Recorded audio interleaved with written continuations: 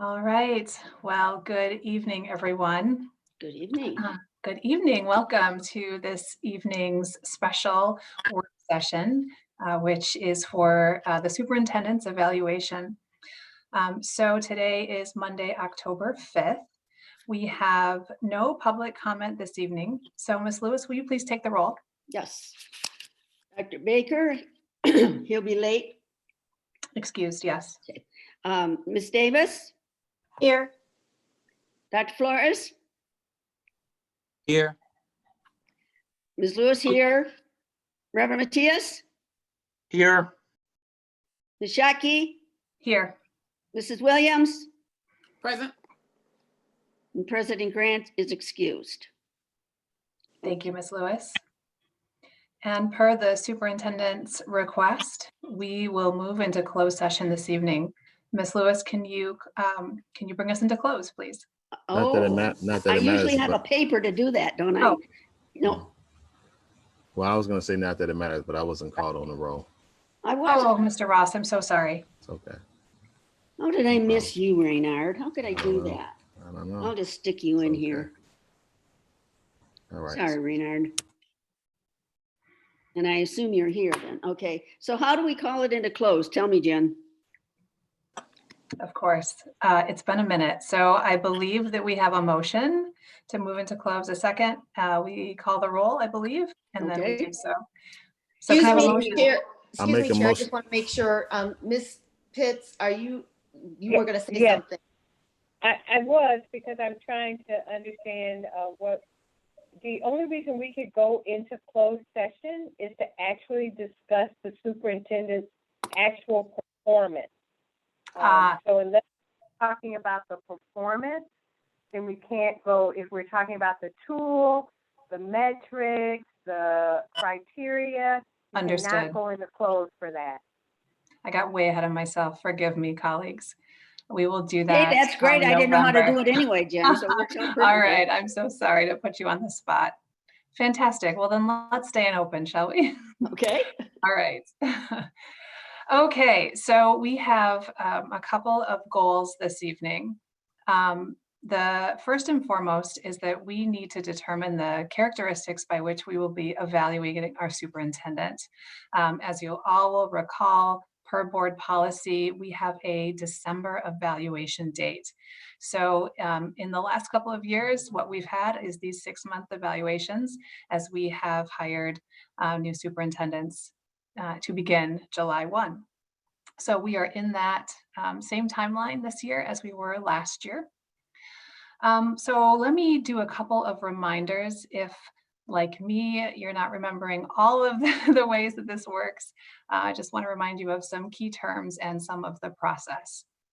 So tonight we're going to look at the framework that was emailed to you. And if Craig makes me a co-host, I can pull it up as well. And so we're going to look at all of those domains. Remember, there's the domain, which is the overarching theme. Then there's the factors, and those break down into characteristics. So in domain 1, remember that our state legislator has determined that that's 40% of the overall score. And that domain 1 is really about student achievement data. If, like me, you are curious as to how we're going to have that data when we've had no assessments, hopefully our superintendent's going to give me some insight maybe into what's been discovered in the last week. But this is probably the most challenging part of this year's evaluation, is that we have no assessment data to use right now. So at least no state assessment data. So we're going to get creative. I'm sure we're going to figure out a way, and we're going to push forward. What did happen in the spring is that the legislator eliminated the need to evaluate tenured teachers. So we didn't have to do any of this 40%, 20% battle last spring because we didn't have to do it, quite frankly. So we're figuring that out. But as it stands right now, state law says 40% of the score, domain 1. Then 60% is made up of however many of those characteristics we and the superintendent want to use in domains 2 through 5. And the way this works when we have a new superintendent is it's a 3-year process to step us up into evaluating our superintendent in all of those characteristics. So this year, year 1, we can pick 8, 9, 10, however many we want. Next year, we'll evaluate Dr. Roby on the ones we chose this year, plus an additional 10 to 12. Then the 3rd year, we'll evaluate her on everything we've evaluated her on the 2 years before, and then grow into all of those characteristics. So then as she continues on with us, every year after that will be every single characteristic in all of those domains. Is everybody tracking with me? Any questions about that? Okay, perfect. Okay. So Dr. Roby and I were able to meet last week. And so we have some recommendations for you this evening. And Dr. Roby, I think maybe at this point, I'll hand it over to you to start to talk us through which of the characteristics we felt would be appropriate for this year's evaluation. And then board, remember that part of what we need to also work on today is to be in agreement about if we're going to evaluate Dr. Roby on, for example, domain 2, factor C, leadership behavior, characteristic 1, informed and current, what can she show us so that, yes, we're going to say we can use that to evaluate her. So this is about characteristics and talking about what is that evidence that's going to get us enough to be able to give her a score in that particular characteristic.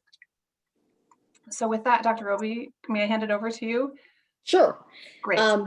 Good evening, and thank you for this opportunity again to share feedback around my growth as a new superintendent. When I met with Ms. Schottke last week, we discussed picking items through all of the remaining domains. So of course, domain 1, as she referenced, is more about student achievement information. And then I wanted to make sure that I highlighted something from each of the other areas as recommendations to move forward. And I can certainly walk you through each one as to kind of my rationale.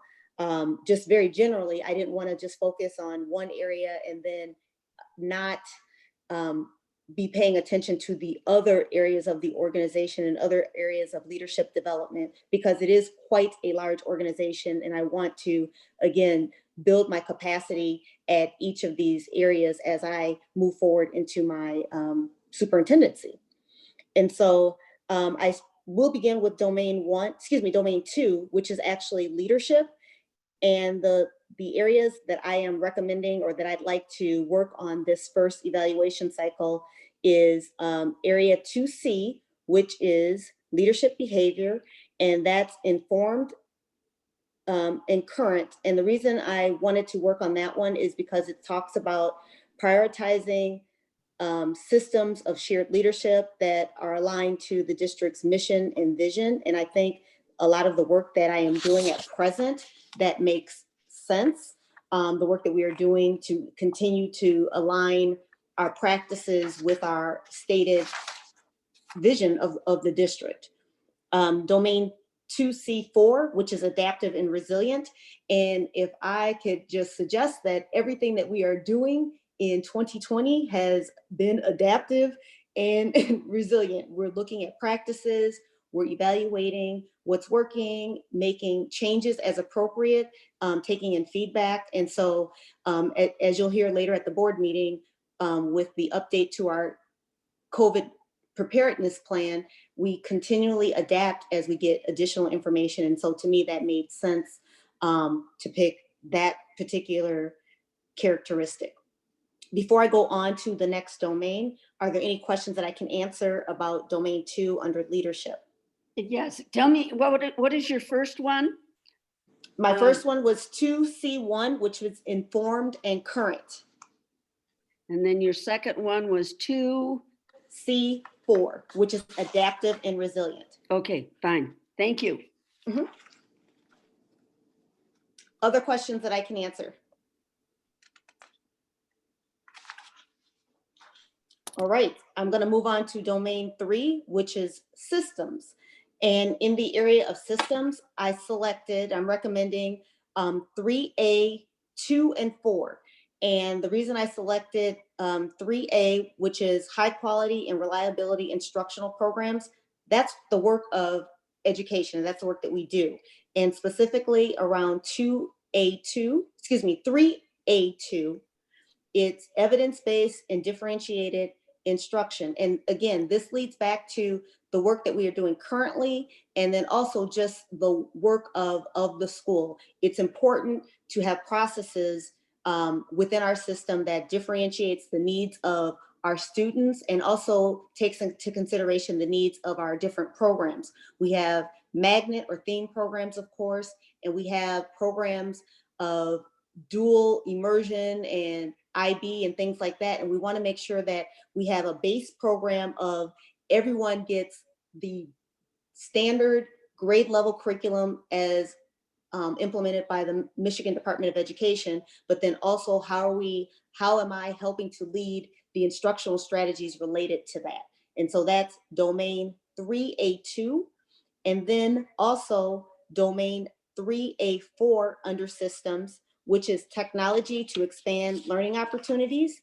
And again, a lot of our work has been around how are we using technology, not just for instructional purposes, but that's our base right now, but where am I helping to lead innovative systems and structures to help achieve those district related goals. Also under systems, I picked domain 3B, which is safe, effective, efficient programs and services. And with that, I picked B5, which is non-instructional technology. And specifically, the rationale behind that is, again, we have our instructional side of the house, but we also have those non-instructional kind of facilities, operational pieces that help our instructional programs run. And I thought it would be important to layer those two together. So under the domain of systems, I've selected 3A2, 3A4, 3B5.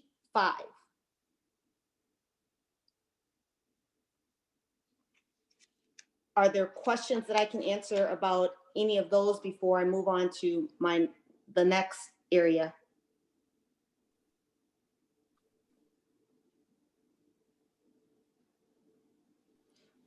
All right. So under domain 4, which are processes, I selected, again, community building. So all of my things that I'm inviting or I'd like feedback on this first cycle is under community building. And, you know, being an external, now new candidate, I'm still building community with all of you. I'm building community with others. And I think it's important that I do have a keen ear and eye for how do I build relationships. And that's really important. And so domain 4A, which is board relations, and how am I working to enhance our relations as we are getting to know one another, and then also making sure that there are some systems and routines as you are working with me and I am working with staff, that there's some expectations around my job, your job, kind of sort of thing. So that's domain 4A1. Under domain 4A2, which is leadership and team relationships. And similarly, I'm getting to know our district leadership, our building leadership, other leaders within the organization, such as union and bargaining unit groups, building and enhancing my working relationships with them, and making sure that there's some routines as we are I want to make sure that we're not working in silos and that our work is aligned and that we do have some structures in place. And that includes having really tight protocols. That includes having tight communication loops so that one person or one department is not working in isolation with one another. And that also includes empowering people to do the work, making sure that it's clear from my perspective of my job, their job. And keeping that communication flow open. The final area in domain 4 under community building is 4A3, which is internal and external stakeholder relationships. And again, and I feel like I'm a broken record, but I really want to emphasize that this is important to me as I am learning the Grand Rapids community, the schools, the broader community, and also working very closely with stakeholders and people who have been philanthropists and business partners and other organizations that feed into our systems and that we have partnerships. It's important that I know who's who and how they have worked with the district in the past. And also as I am learning systems and structures and history around that, sharing the vision of how we're moving forward together to make our programs tighter in support of our families and our students. And so under domain 4, which is processes, I picked I picked 3 of the 4 under community building. So it's 3, domain 4A, 1, 2, and 3.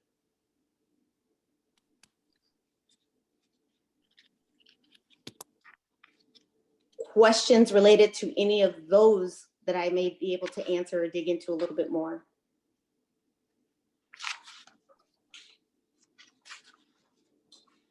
All right.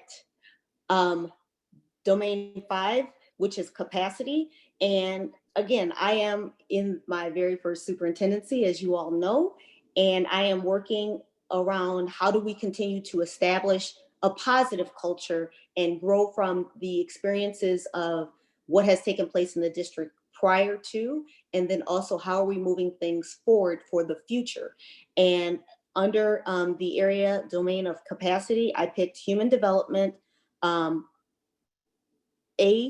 which is professional learning. I think it's important as a leader to always continue to grow and to push myself, and also invite and encourage others to push themselves to continue to grow in their leadership walk, and making sure that we do have a culture of learning with our adults, that we're modeling that, and that we have structures and systems in place to support not only our district leaders, but our teacher leaders and aspiring leaders.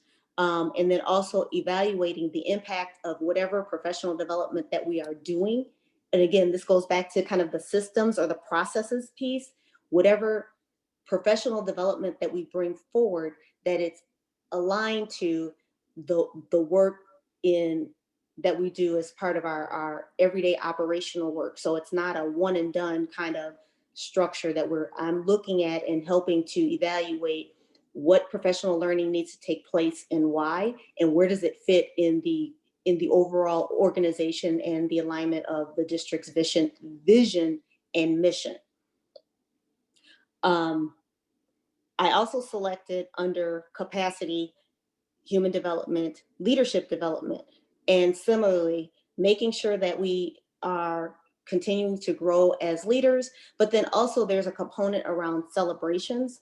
And I'm pushing myself in this way. It's like, there's been a lot coming at all of us, all of our leaders, and I want to acknowledge the work that they are doing, but then also being really aware of how are we celebrating the work, because it's hard work and people are very engaged, and we want to openly acknowledge that. And I want to create a culture that celebrations are part of our routine. So it's one of those things, if I can liken it to when and I'll use exercise. Once you kind of get into the routine of something and you're seeing it pay off, you're motivated to kind of continue to do more. And what I'd like to be able to do is, again, as I'm beginning to come into the organization, what work are we doing? How am I creating structures to empower leaders to continue to thrive and grow and to be courageous, and then celebrating achievements. The last item that I am suggesting, and there are a total of 11 that I'm suggesting. I know that there are 31, but I am suggesting capacity under 5B, which is contextual and political. It is really important as, again, all of these things are kind of cycling around us, and updates around all the different variables that are impacting the work that we do from both the state level and the county and the health department, that I am staying abreast. And also I'm keeping the board abreast and our larger, our stakeholders and our leaders abreast of the work that's coming forward so that they're able to know what laws and what things have changed. And as you know, it depends on the day. It is something that is ever evolving, and it's important that I'm keeping my finger on the pulse of what that is, and then having systems and structures to create so that leaders are not caught off guard. They know what's taking place or coming down the pike for them as they are doing their work. And so that is why I selected that one. And again, just some closing comments, and then I know I'll turn it back over to Ms. Shockey. There are 31 objectives, and I did select 11, and I think it's very aggressive. I want to do this so that, again, because I felt that each of these areas are really, really important, and it's important to have dip my toe into the water a little bit in each of the areas. So as I continue to grow in my leadership walk, and as I continue to help others grow towards our work as a district as a whole, it's more comprehensive. And with that, I will stop. I will turn it back over to Ms. Schottky or board members for questions that I can clarify. Wonderful. Thank you, Dr. Roby. I did put into the chat all of the characteristics. If you didn't write them down, you'd like to revisit those. So I'll leave the screen up for just a minute.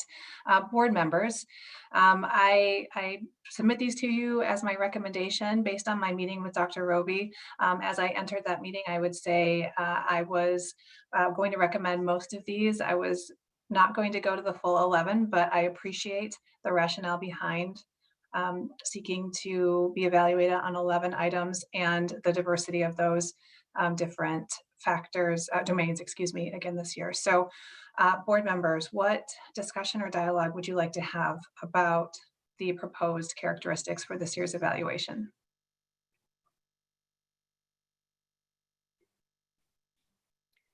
Ms. Shockey, do we have to have a formal motion to take this to the full board or not? I don't believe so. I think we in consensus agree that these are what will be evaluated. We don't have to take an official vote until we determine the evaluation label, if memory serves me correct. And Ms. Pitts, please correct me if I'm wrong again. So Ms. Shockey, then we'll take this on Friday and discuss it on Friday, correct? At the work session or today? Nope, we're going to decide today so Okay. that Dr. Roby can start to get to work. Okay. All right, that's fine. I imagine that the work session would be a great time to be thinking about these characteristics and using them to help evaluate and make our determination. All right, I'm going to stop sharing for just a moment here. Other questions? If Reynard is on here, he might be able to. Oh, there's Reynard. But yeah, it's my impression that we don't vote on it. This is something that the vice president and the superintendent work out, and we want to make sure that she's not leaving out anything that we think is important or putting in something that isn't important. And so this is informal. So I think that this looks like a great plan. But Reynard is the expert on this.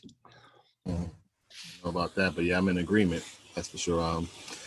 So yeah, and I saw Ms. Spitz throw the thumbs up, so that gives me greater confidence to be in agreement. But no, it's no formal vote.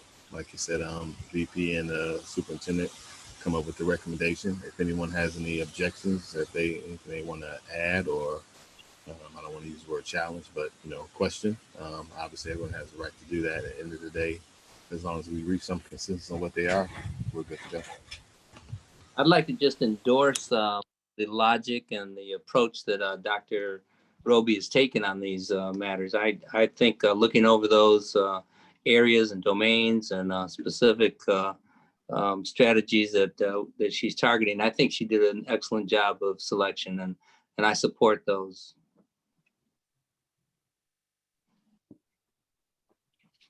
Yeah, I'm just wondering, Dr. Roby, how familiar are you with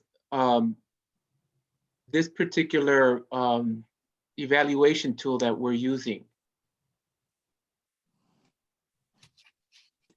I'm familiar I've not been evaluated using this tool before, and it's very similar, the way in which it's structured, it's very similar to like the Charlotte Danielson tool for teachers, as far as having a rubric and, you know, and it defines what each item includes and then how you support and provide data for that. When I've been evaluated before, I've had to provide evidence of kind of what my goals were and show this is why I think I've demonstrated that. So, but as far as this particular tool, I've had a training, I've talked with Ms. Shotke, and actually I've had 2 trainings on it. And so I've not been evaluated on using this tool prior.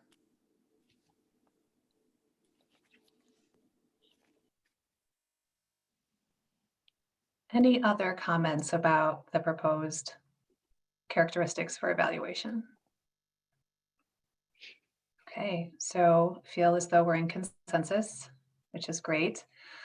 Dr. Roby, do you have any more insight into domain 1 and assessment data, or Mr. Helmholtz, anything from the legislative perspective?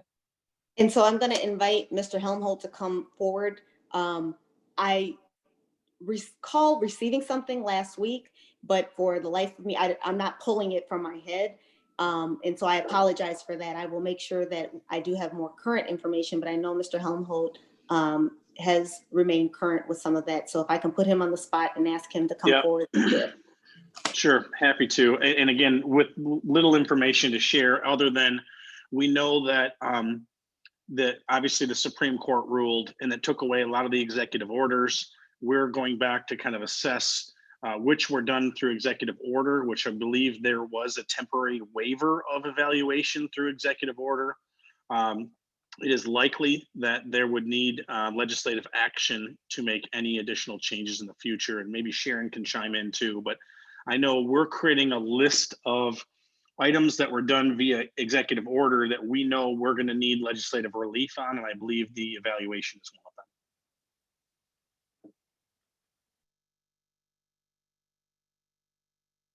Can you hear me? Yep. Okay. Yes, and I think if the question is in terms of whether or not the 40% and those kinds of things that where we have testing, I think right now we are assuming that all of that will be applicable. I haven't heard anything that really concretely has changed that. So I think we're going to have to plan to implement it unless there's some other kind of relief. May I ask a clarification question related to that? As this is still new to me. And so the testing that would have last been done as far as a state assessment for students in Grand Rapids Public Schools would have been in January MAP. And that's not considered a state assessment. So the M-STEP and the SAT are the only 2 high stakes assessments, neither of which occurred. So the latest data on that would be from the previous school year, spring. So not 1920. 2019. So 2018-19 school year. Spring of 2019. That's correct. Okay. So that's absolutely going to be a factor in how this is done. I mean, this will need some kind of legislative action and relief. I agree with John. It will need that. Okay. What about the growth data? Wasn't there an expectation to measure growth? Because based on domain 1, it says growth targets on mandatory academic measures. And then growth targets on other valid normed or criterion reference academic measures, including performance and developmental rubrics. Have we not used like map data in the past for those growth metrics? We have. So the way we handled it last year and what was required is that, so domain 1 is 40% of the superintendent's evaluation. That 40% is broken up into 20 and 20. 20% is on mandated state assessments and the growth measures. And then we as a Board of Ed, in partnership with our superintendent, decide on that other 20%. What do we want to measure? Graduation rates, local assessments, other kinds of student growth measures. So it's that 20%, 20%. that makes up that 40. So it's that state mandate piece that's really in question, among other things, but we just don't have any data for that first 20. So the way that we're moving forward with this evaluation is we'll take that 40% requirement for domain 1 and just use our local level student growth data to the fullest extent possible. So do we need to discuss what that 20% looks like? Because we would theoretically not have two measurements to measure growth, 2 points of time measurement or assessments. And we also wouldn't, I mean, we can't include graduation rates, et cetera. It seems like we would implement other measures that we should evaluate the superintendent on, such as attendance, fidelity to curriculum, something along those lines. The short answer is yes, we do need to determine how we're going to evaluate growth. And I will lean on Dr. Roby and our leadership team as to what we're tracking so that we can evaluate growth. We are planning on an assessment, a local level assessment, correct? Yes. Yeah. Will we have that data prior to the close of 2020? Yes, we will have data around growth. We will be doing NWA or MAP assessments in the next, by the end of, prior to Thanksgiving. Our window for MAP is open now, and we're working through what that looks like. There are, attendance is an option, and then also graduation rate, which is embargoed. And so as I am kind of talking aloud, and I'm trying to make sure that I am careful, I have, that could be a growth measure as well, the graduation rate for this past year, but at present it's not official. And so I need some guidance either from Sharon or from the board, how that information, what evidence would that look like, because we're not able to release it publicly. Well, that wouldn't be an assessment of your leadership though. Well, but Dr. Baker, keep in mind, if we're talking about the other assessment pieces, where we're looking at state assessments from 2019, those aren't either. Correct? Right. Correct. Yeah, this is just the struggle with the 6-month evaluation of the new hire. And we had the same struggle with Dr. Gorman. Ultimately, we decided that he was in the district in a leadership position. So I think we sort of made accommodations, and it made sense for that reason. But gosh, Dr. Roby, when we left our meeting last week, I think that Dana May was going to reach out to the School Administrators Association to see some insight into, what are they recommending right now for student growth measures? And why don't we follow up on that? Sure. And get some more insight. And I apologize that we don't have that information for it, but we'll communicate as soon as I can. Yeah, Dr. Gorman felt responsible for the graduation rates because it was mainly his work. So, and plus we, so, I mean, I expect these to be good. I mean, but it just doesn't really do much for evaluating this superintendent. But I mean, if it's just a technicality, then we'll just do it. But yeah, it feels like there's just a piece of that, given that it's not a traditional kind of year, but we'll do our best to come up with something to measure. So Dr. Roby and I will work on that and come to you with recommendations on what we should use for domain 1 after we get some insight too, and see what happens, just the legislative level as well. I'm just wondering, what about student retention, especially given all the moving parts that have been happening, thus far?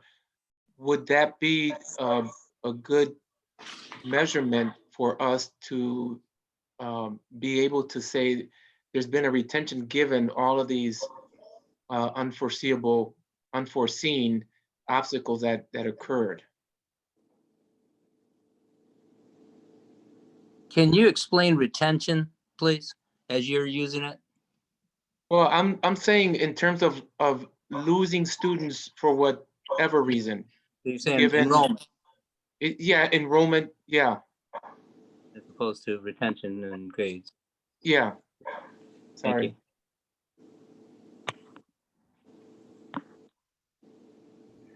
So Jen, you're gonna get some advice from the MASA and see what we should do. Yes, I know there are other superintendents in the same boat, so I think we're all just looking for guidance right now. And we'll get back to the board sooner than later on what's recommended from MASA.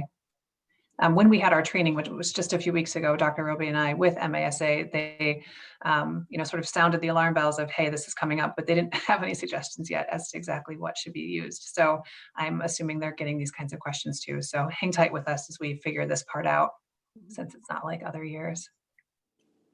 You know, well, I don't know if John's recommendation as far as looking at something with student enrollment could be considered a growth measure. As I read some of the categories in domain 1, if you can put those back up, Of course. there may be some wiggle room for some creativity for look like the last two in particular, that growth targets on valid research supported behavior measures associated with academic achievement. That leads me to think, loosely, that school attendance obviously is a behavioral measure that is associated with academic achievement. So there may be some creativity in there. So that's not necessarily about enrollment, but sort of to John's point, what we've done to, support or encourage school attendance during this, like you said, unforeseen time. So again, I'm just, sort of brainstorming here. And obviously we're also with D, research supported for psychosocial emotional measures associated with academic achievement. So again, this looks like, and again, of course, MASA, they're gonna just pretty much do what we're doing and offer their best thinking. It's not like their perspective is a legal perspective or a state mandated perspective. But I just put that out there as I looked at these in a little more detail. Maybe in C and D, there may be some opportunity for us to, do some of our own best thinking as well and come up with something that is at least reasonable. So just putting that out there for right now. Can I add to that as well? I don't know. I was kind of thinking along the same lines, Reynard, and I'm wondering if our district has like Swiss data for like MTSS or something like that, multi-tiered systems of support. If there's any data as far as that goes with, that would be like student behavior data. Might be something that if it's still being entered into the system, even though we've been virtual, it might be something that could show what behaviors have been addressed, if that makes sense. Because I'm sure they need actual data. We can't just show what we've been doing. We have to show the data. So. Are you all comfortable with me? I will follow up with MESA, MASA, and also the Swiss data idea is something I can look into. And it obviously would start from the beginning of our school year, which was August 25. And then the attendance, of course. But give me an opportunity tomorrow and Wednesday to do a little bit of digging. And I will also connect with Ms. Schottky related to some other suggestions. And then we'll see if we can get any more guidance related to what is being recommended from MDE, because I don't know. And I want to make sure that I give some thought around some opportunities from August through what will be December. And although we're not using the tool, our folks at MASB may also have some thoughts. Obviously, the requirement for this data or this criteria is still the same regardless of the tool. So they may have some thoughts on what they're recommending that districts do in lieu of state assessment data. Okay, great suggestions. So Dr. Roby, why don't we make it our goal to bring to the board this Friday at the board retreat for just a minute, our proposed evaluation criteria for domain 1, if that would be all right. Shouldn't take very long, but just go round back and make sure that everybody feels comfortable with what those growth measures will be. Okay. That works for me. Yes, thank you. Great. Okay. The other part of what we need to do today is just to establish the process for progress monitoring and also what that evidence will be. When Dr. Roby and I met, we spoke about her weekly superintendent reports, which have been fantastic, and how those can very easily be just transformed into bullets that align with the various characteristics. So Dr. Roby, as you've thought about other ways that we can monitor your progress, is there anything additional that you'd like us to consider in order for us to be able to ask informed questions and know what you're up to? And yes, I actually am thinking of a survey to just around that communication piece to ensure, because I thought about this afterwards, that I made the assumption as I'm coming in that this was the most effective tool for that general communication and kind of having that timed communication. And so I am thinking about, is this the most effective tool as the board is getting lots of information, and are there suggestions on the frequency related to that? As far as other evidence, I have been kind of creating, of course, my own little notes and hyperlinking things that will, I think, fit into the different areas to demonstrate what I'm doing, or examples of the work that, if I'm not directly doing it, that I'm providing the leadership through my team is that they're doing. And so that's kind of my thoughts around that. I'm trying to keep it in kind of a one-stop shop. So whatever is submitted to the board, you're able to just either see it in one document with hyperlinks to the different pieces, if that works for people. I'm seeing people shake their heads. Yeah. So, okay.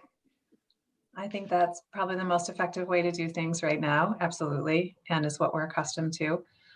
Board members, any comments or suggestions regarding evidence? No, but I'd like to thank you for doing all this work, Jen. 2 years in a row, lucky you. It's my pleasure. Thank you. All right. So let's talk through timeline a bit so I can make sure that we're all ready in the next couple of months. So Dr. Roby is now going to begin gathering this evidence and artifacts, and she's going to be communicating with us over the next month. On Monday, November 2nd, she's going to send an email. It's not a meeting. You don't have to put anything on your calendar, but this is a time for us to report to us just on progress monitoring. How are things going? You know, here's some evidence of the various characteristics to help you evaluate me. And what we're going to then do is hold a special work session on Monday, November 16. This is in the email that Dana sent to us all to prepare for this meeting as well. So you have it if you're not writing it down right now. And that's when we're going to really receive all of the evidence and artifacts. And Dr. Roby's going to present on all of these characteristics at that time. We will self-score. We're not going to share our scores for her, but this is really when we receive all of the information so that we feel prepared on Monday, December 7th to do the actual evaluation. So between the 16th at that special work session and the 7th, we have the opportunity to request additional evidence and artifacts, to ask questions, or to seek clarifications. That's about a 3-week window. That is one of the only times we're allowed to reply all to an email. So I'll remind you of all of this as we get closer, but that's a time that we all want to be communicating and receiving the same information, so that when we get to December 7, we are ready to evaluate. Any questions about those dates or the process? Ms. Shotke, can I ask a question just for my own, to make sure I heard it correctly? So on November 2nd, I send an email of kind of and I'll call it a drafty draft of what will be presented on November 16th. Correct.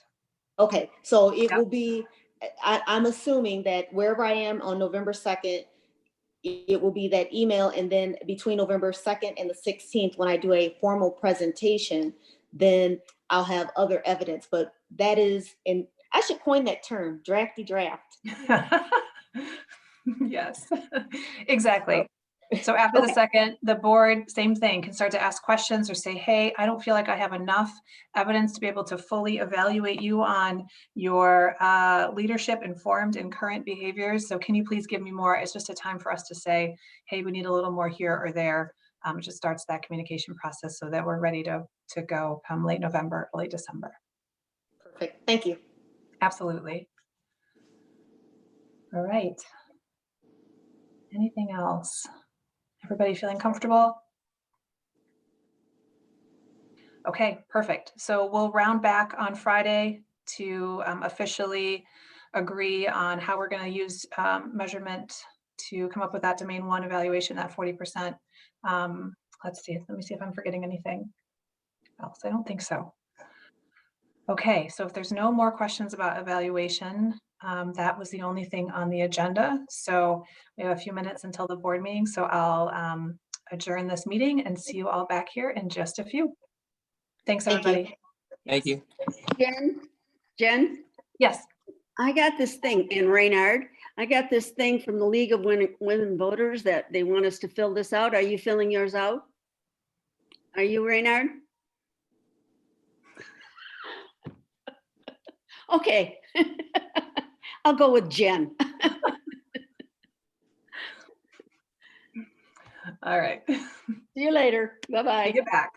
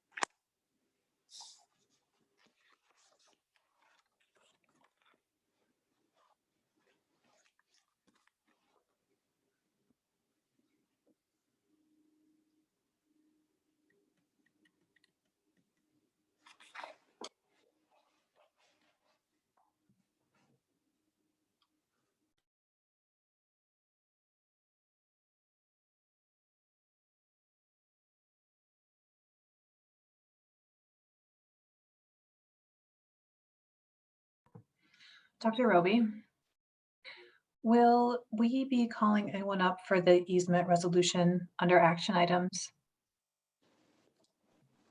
It's the agreement with Kent Hills, and it looks like a resident, the Spaldings.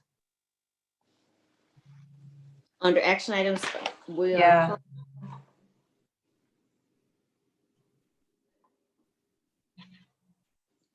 Under resolution. I don't think so. Okay, so action items, purchasing agenda, Larry Obers, easement, yeah, Larry Obers. Larry's gonna come forward. Okay, Yep. thank you. Mhm.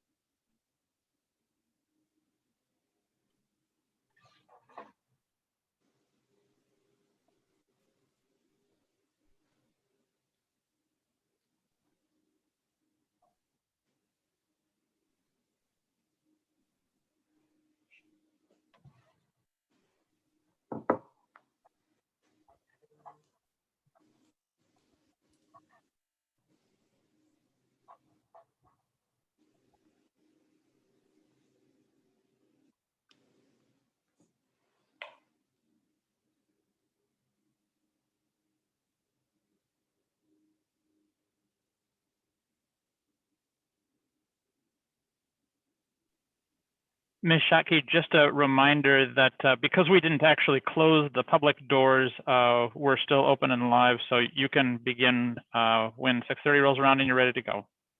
Thank you for the reminder.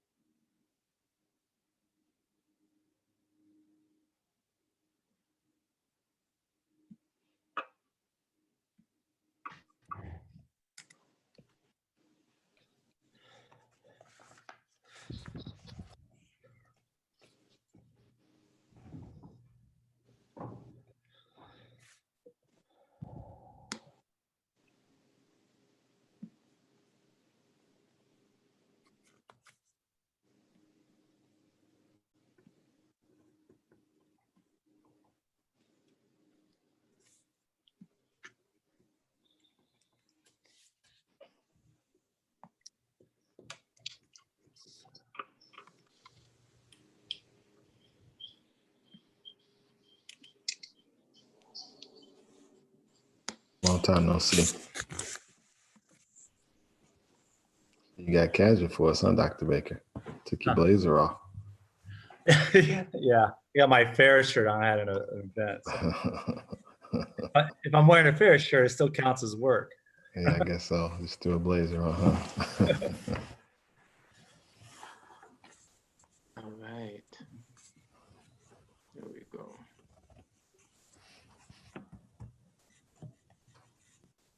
Oops. Give Dr. Flores just a minute and we'll get started. You know, while we're waiting, Dr. Roby, what I was thinking about those measures. I don't know what thoughts your team might have, but I know there have to be various other process measures that we think are important as a district that lead to academic achievement. You know, I think the reality is that we're not going to have anything really cut and dry. And I just think that we have some opportunity to maybe be creative and look at some different process measures outside of what we've typically looked at. That's pretty much what I was getting at. So not necessarily specifically attendance, but, you know, that was just an example. No, I think it's a good discussion point, and it does require, I mean, let's be honest, it's not going to be a nice, neat process this year just because of when I came in and all the things that are going on. So I appreciate that. And I'm going to give it some thought over the next couple of days so I can offer some viable suggestions. Jackie, Tony, you went back and got fancy for us, Yeah, huh? you made me feel a little bit like, man, I'm looking kind of raggedy here. So I better get my, isn't that different? You know? My dear Everyone else colleagues, in I there. want to remind you that we did not close the meeting, so we are live, and I see that everyone is here. So with that, I'm Thank you going very to much. begin the meeting. So good evening and welcome to the proceedings of the Grand Rapids Public Schools Board of Education. This evening is Monday, October 5. Ms. Lewis, would you please call the roll?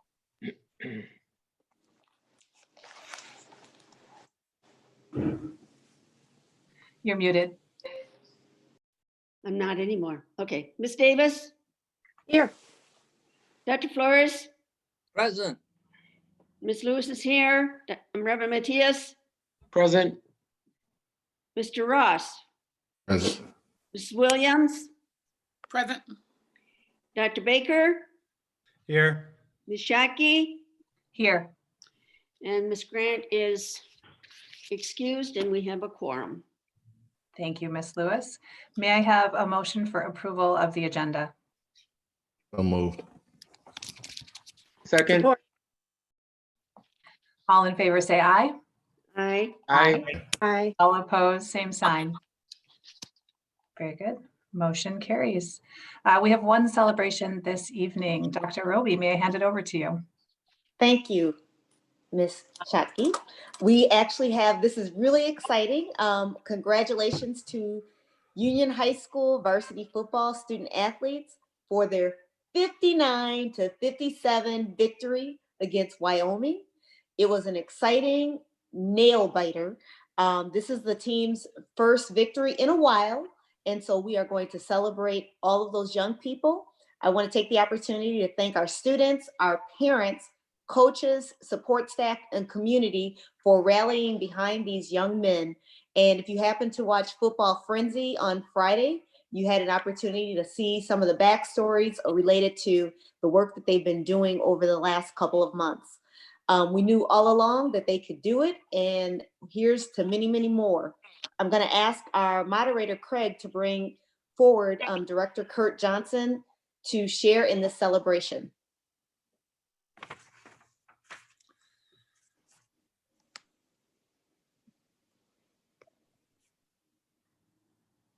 Good evening. Hello. Gotta click a few more buttons here. Good to see you all. And like Dr. Roby had just mentioned, good evening, Vice President Shockey and Superintendent Dr. Roby and the other distinguished board members. It gives me great pleasure to talk about this celebration on this evening. Tonight, again, we celebrate Union High School Red Hawks football program and their victory over Wyoming Wolves this past Friday evening. It was a regular conference game, but then it wasn't really. There was a lot of things that were different about it. It was different in many ways. Friday's victory ended a record that Union football rather not have held, which was a very long losing streak, and currently was the longest losing streak in high school football around in this area. So we had to go all the way back to August 2015 when Union won its last game against Wyoming Lee, and that was actually a non-conference game. So after that, the program experienced many challenges. So we fast forwarded to March 2020, and we had the opportunity to take the program in a different direction with new leadership. Coach Don Fellows joined the team, and his impressive resume of accolades with winning seasons, winning teams, and state championships. Unfortunately, about a day or so after he joined our team, coronavirus hit, and we had the great shutdown. But that didn't stop Coach Fellows. It just changed the pace of his plans, and he adjusted accordingly. He immediately started contacting last year's athletes, student athletes, and the potential new ones. In a matter of a few short months, while COVID-19 was still in play, he took a team that averaged about 17, 18 players to almost 50 players currently. And with the help of the superintendent and our cabinet team, we got together and devised a way to adopt health and safety protocols for summer conditioning and practices, and they just took it and ran with it. The energy, the motivation, and the culture of the program is very different this year. The coach brings to the table in his own way his all things can be done kind of philosophy, and they started the season. After the first two games against Zeeland East and Zeeland West, they didn't really turn out the way we would have liked, but there was still something very noticeable about the Union High School football team. They walk different, they talk different, they act differently, and they presented themselves differently. You could just feel that there was something different about the team this year. So this past Friday, they went up against a very formidable opponent, the Wyoming Wolves. So it was not just a walk in the park.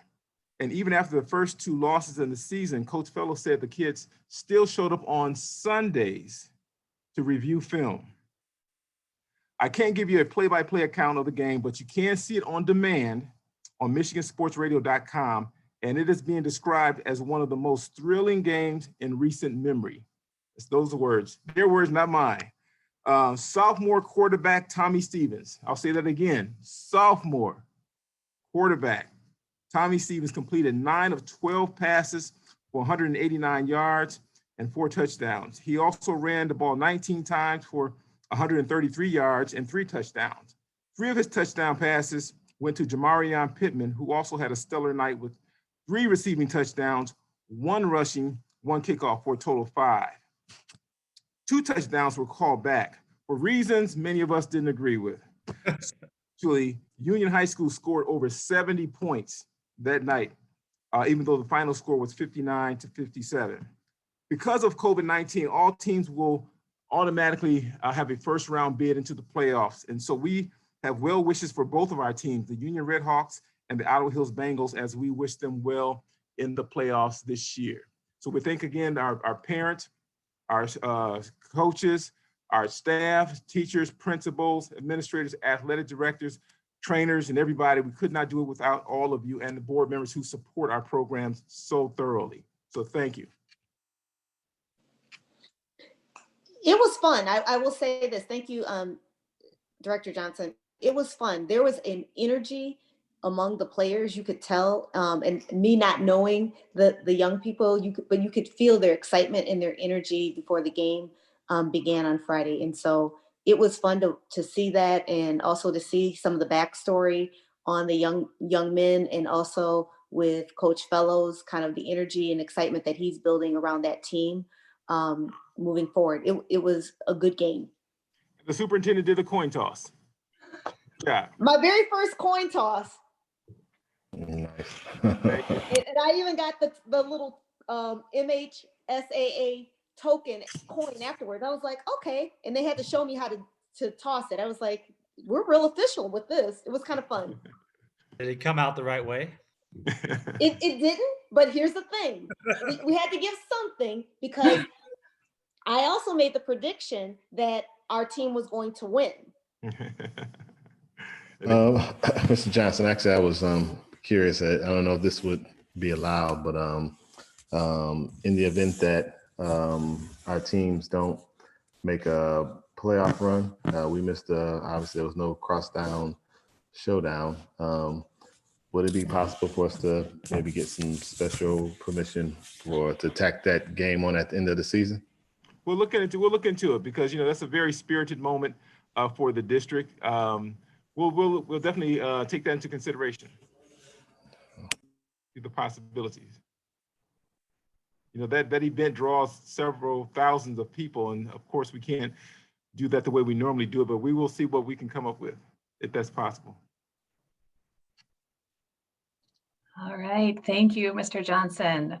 Wow, it feels good to get good news. It is amazing. I am so proud of our students. Thank you, Mr. Johnson. Thank you to all of the coaching staff and athletic team over there. It's great, such great news. All right, next on the agenda is our secretary's report. Ms. Lewis.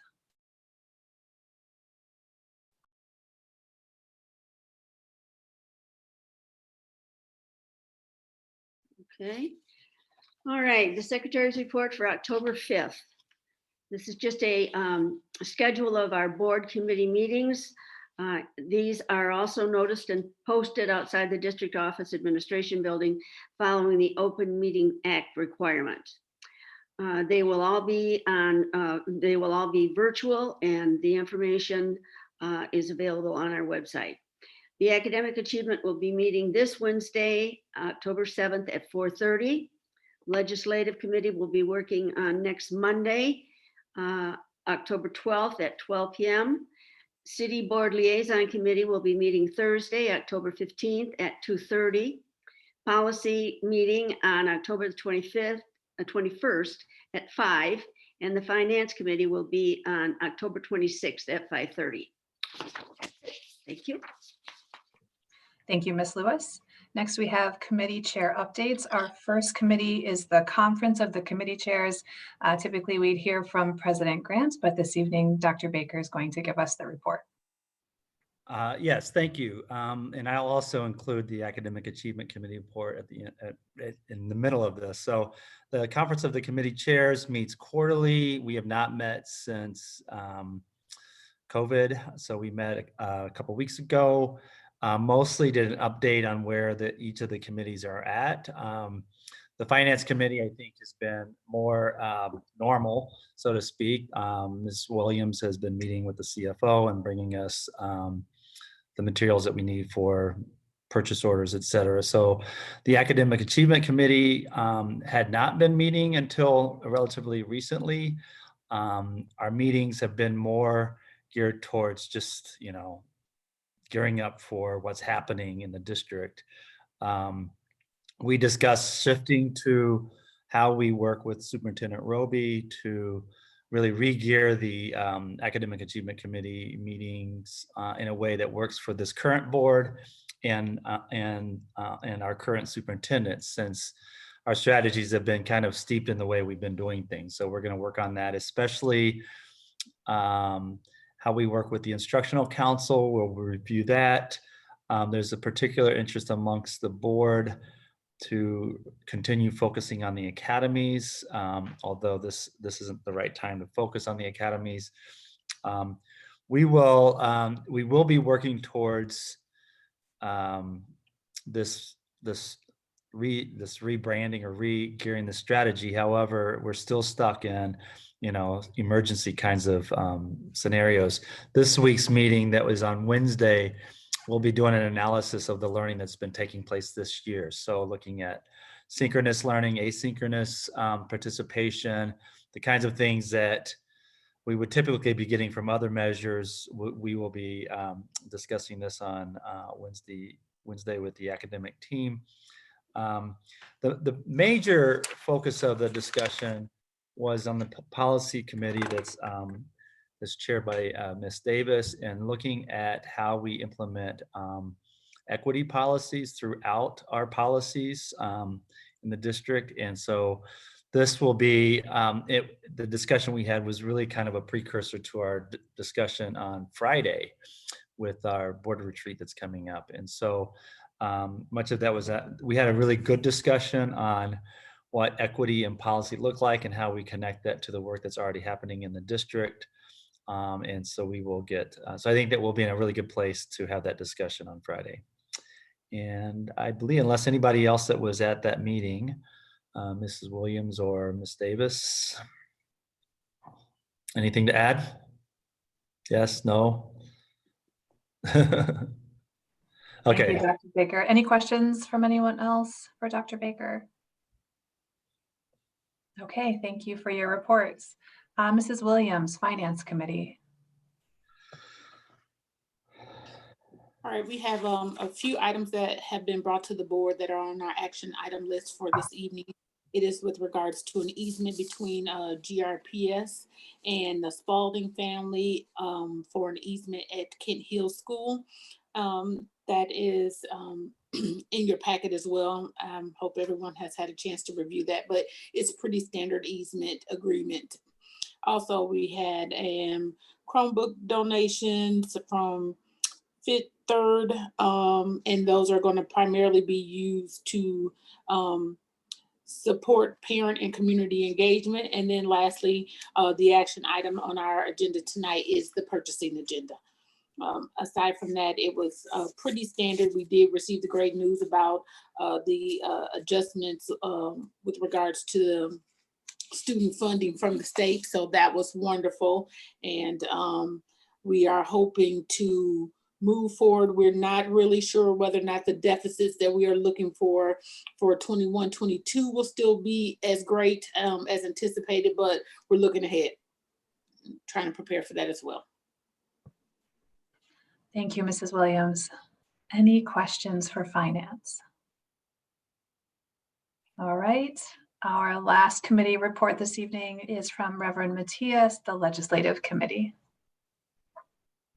As was stated, we're meeting on the 12th. We've been looking, meeting with John, really looking at some of the strategies, some of the PowerPoints that went along, looking at some of the bills and prohibition against requiring folks to register, and then just a slew of certainly the current Supreme Court and some of the things that are happening around changes that are going to have to happen. So we're keeping a close eye on those things, and so hopefully we'll continue to inform the board. The board has probably gotten some of the PowerPoint around those issues. So. Thank you, Reverend Matias. Any questions? Okay, Superintendent's report, Dr. Roby. All right, good afternoon again, or good evening, everyone. Lots of things going on. I'm going to begin with the Turkey Trot kickoff. This is our 28th year for the annual Turkey Trot. The Turkey Trot provides funding for our student athletes so they don't have to pay to play. Moderator, if you will please bring in Director Johnson again to provide an update for the kickoff of the 2020 Turkey Trot. He'll provide details around this year's events, and he'll be joined by Jessica Iloff of the Blue Care Network. Good evening again. It's been such a long time since I've seen you. It's been a whole 10 minutes. I'm going to be able to share my screen and walk you through a short presentation, and you'll hear some commentary and then some remarks from our presenting sponsor again. So let's see if I do this correctly.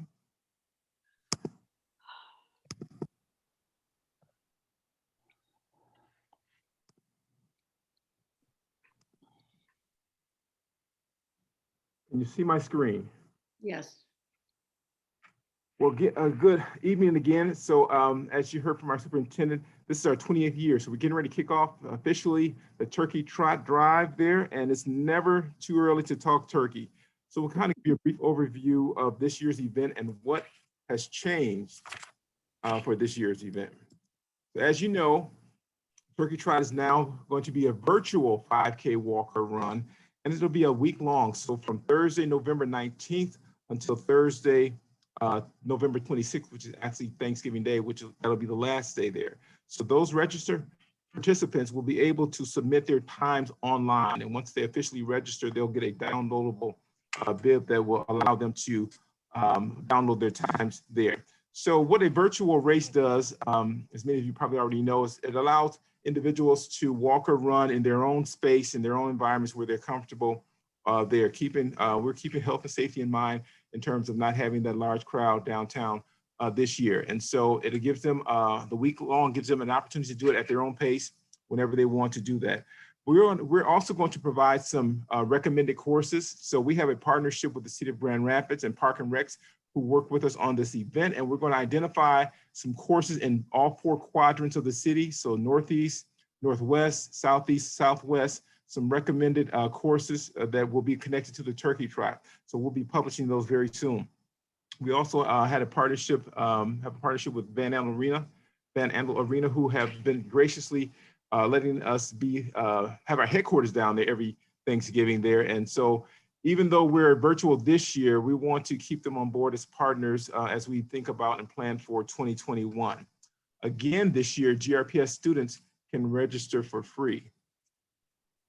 So again, we're very appreciative and thankful that our presenting sponsor is joining with us again for this great endeavor. They are so committed to helping the kids and making sure that this program is accessible to all who are interested in that. And so we're very appreciative of Blue Care Network and just all Iloff and Elise and her whole entire team that come out and support us for this event and have made it such a great event. move your feet before you eat. Before you eat, that's still our mantra. A couple of highlights from last year and the year before. We think we are continuing to grow the event in the right direction as we continue to gain participants, sponsors, and our revenue there. So we're able to clear over 6 figures last year in profit. So that's after our expenses were deducted. We were still left with a nice 6-figure contribution to athletics there.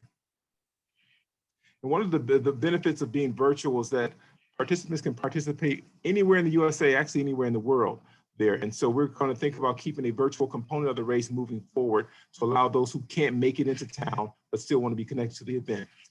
Here's a little highlight of some of our sponsors last year, and we're hoping to recommit them again this year. A lot of those logos you will be very familiar with and recognize. Even Tom the Turkey has a mask. So keeping health and safety in mind for all. So he wears that Blue Cross Blue Shield mask proudly there. Some of our goals for this year, again, some of the same areas we want to focus and really be even more aggressive.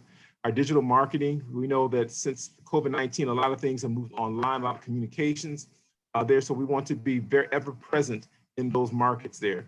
Our school outreach, we always have a school challenge where students compete against each other to see who can attract or recruit the most registered participants. And I'll show you a graphic of who won last year. We'll continue that this year. Another outreach is our alumni Facebook group and our GRPS Sports Hall of Fame. We kicked it off at Ottawa Hills this year as well. So we have alumnus all over the country and all over the world that can still connect with us and participate in this event. Our sponsor involvement, a lot of times we have discount codes for our sponsors to get their members and constituents involved there, and that has worked successfully in the past. I want to continue that. Our partner with Michigan Sports Radio, who heavily supports us in this event as well, as you heard, even in the football seasons there, they're aboard there. Our social media campaign is another presence. We're thankful for John and Communications to allow to have Javier sit on our committee and Sam, because they know a lot about social media that I know nothing of. So they keep a presence there for us, and Sam really helps us out with some of the technical things on the website there. So we appreciate that as well. Again, reactivate our sponsors from last year and then recruit new ones. And then also, for whatever reason, some people can't be a part of the event, but they still like to donate. So we want to increase the fund stream around donations there. So we're looking forward to an exciting time this year. So again, here's just some recaps from last year. See that I missed that big crowd already. Can't do it this year though. And then you see a couple of pictures of the student athletes, the cross-country team at Ottawa Hills, the dynamic, phenomenal running team program over there. And so this is just an example of where those funds go to help those students. We'll make our rounds again and doing interviews. A lot of them will be online. We'll be sending out discount flyers with discount codes for different groups there, trying to get more and more people involved, especially now that we can make it more convenient there. Again, some of our promotions last year, City High School won the school challenge. Union took 2nd place, St. Frost 3rd, Ottawa Hills 4th, and Blandford Nature Center 5th place. So we'll do a school challenge again this year. We'll make our rounds with all the local TV stations and then the promotions there. So that's about it. Try to do it in 3 minutes there. So we look forward to all of you all joining in your own way, and thank you. I have a quick question. Mr. Johnson, it's tradition that the superintendent is the first to complete the race every year. Is that correct? That tradition is still in place. Dr. Baker, you really are. You have jokes. I love it. Thank you, Thank you all. All right. I'm going to talk just briefly about the importance of Count Day. Our fall Count Day will take place on Wednesday, October 7th. The state looks at our enrollment on Count Day to establish 90% of funding districts based on our total per pupil count for the current school year. Of course, there are caveats in place providing districts with a certain amount of time to include students that are excused or unexcused. School counts every single day, and the district's emphasis is always on positive attendance. The district will be getting the word out to our families to encourage their student to be present through virtual learning. And there also is a second count date that will take place in February 2021. And this accounts for about 10% of our funding for the year. This report is usually non-traditionally current school data, and we try to make sure that we have the final submission by mid-November. I have some legislative updates and regarding the reversal of the executive orders, and also Kent County Health Department updates. As many of you or all of you are aware, on Friday, the Michigan Supreme Court issued the decision that Governor Whitmer did not possess the authority under the Emergency Management Act to declare a state of emergency related to the COVID-19 pandemic after April 30th of this year. I just want to remind everyone that we do have a board approved plan, and we have continually and will continue to bring back updates each month, and have offered space for our stakeholders to provide feedback. We are not altering the safety protocols within our COVID preparedness plan, which is posted also on our district website and approved by the Grand Rapids Public School Board. Just a reminder that this is in alignment with Kent County's Department of Health guidance. Our back to school plans were submitted to the Department of Education this past August, and they were based on the best practices of information health sciences that were available and were approved. This has not changed. The guidance that we received over the past 4 months from Kent County Health Department has always been based on our best understanding of public health science. We know that it's important to prevent the spread of COVID-19 in our schools. That has not changed. We need to provide robust layers of protection in our schools in order to keep students and staff safe in the school setting, and it's obviously more important now today than ever. Based on the items that I just shared, we are strongly recommending that we keep our current plans in place, and as our commitment, we will continue to follow up and share information as it becomes available. The governor's team is planning on meeting with the legislative leaders to determine any extensions until we get clear, established or reestablished of what's what. We are recommending that we continue to follow the plans that are already in place. That's the guidance that we have been given. And just as a reminder, more than about an hour ago, the Michigan Department of Health and Human Services Director issued an emergency order and it's MCL 333.2253 to restrict gathering sizes and to require face coverings in public spaces, which include schools. So to be clear, face coverings will still be required for all of our students and staff who happen to come on Grand Rapids Public Schools properties or events that are supported by the district. Going into kind of our extended COVID-19 learning plan update, our goals have included keeping our board informed, our parents and the broader community informed as to the updates related to the COVID learning plan.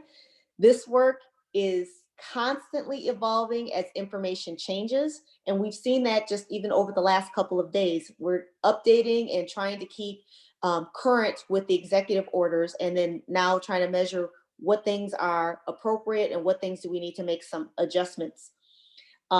As you know, we have continually tried to engage stakeholders through various methods. We've done surveys and town halls and listening sessions.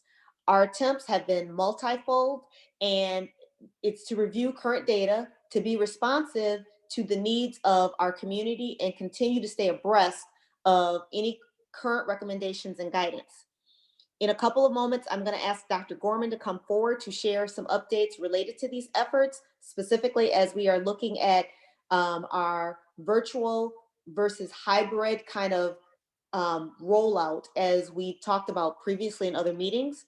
I will also just acknowledge that our plans have included the input from various groups, our principals, our supervisors, members of our bargaining units, our teachers union, and directors. So Craig, at this time, will you please bring Dr. Gorman forward to provide an overview of our COVID-19 preparedness plan?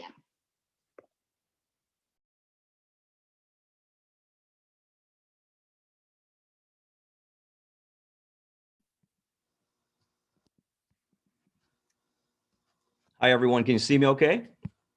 All right. So good evening, Madam Vice President, members of the Board of Education, Dr. Roby.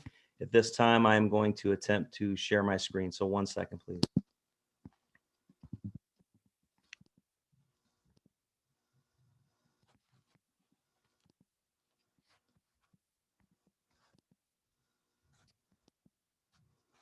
Okay, just move this around really quickly.